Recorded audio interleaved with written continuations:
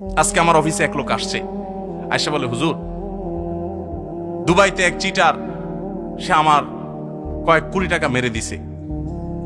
তো আমি তারে খুঁজতে গেছি দুবাইতে, তো সে আমাকে মক্কার মিকাত থেকে ভিডিও কল দিছে, দিয়া তার এহরাম পরা ভিডিও দেখাচ্ছে সে ওমরা করতে গেছে।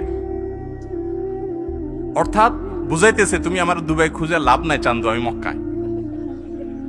তো সে ভিডিও কল দিয়ে দেখাইতেছে। তো আমার বলতেছে, হুজুর আমার একটু বুঝান, এই লোকটা ওমরা করতে গেছে কি দুঃখে, সে আমার মতো এরকম বহু মানুষের টাকা মেরে নিয়ে গেছে। সে দেখাইতেছে, দেখো তুমি আমার পিছনে লাগিয়ে লাভ না, আমি কিন্তু আল্লাহর ঘরে আছি। আমাদের চিটারি বাটপারি এই লেভেলে চলে গেছে যে হিতাহিত জ্ঞান পর্যন্ত হারিয়ে গেছে।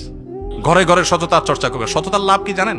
নগদ লাভ হইল মানসিক শান্তি। যারা চোর এদের মানসিক শান্তি হয় না। ধরেন একজনের চুরি করে হাজি সাহেব হয়েছে, এখন সারা জীবন আকাম কুকাম করছে, এখন লাখ লাখ কোটি কোটি টাকার মালিক হয়ে গেছে। এখানে মাহফিল আয়েশা বলল, হুজুর সিফাত হাসান সাহেবের মাদ্রাসার জন্য আমি এত লাখ টাকা দিয়ে দিলাম, জানে মাহফিলের জন্য এত টাকা দিয়ে দিলাম, হুজুর আপনারও টাকা দিয়ে দিলাম। আমি খুশির চিঠি বললাম, আল্লাহ আপনি হাজি সাহেবরে কবুল করেন, আল্লাহ হাজি সাহেবরে জান্নাতের একেবারে জান্নাত পার করে জাহান্নামে পৌঁছায় দেন।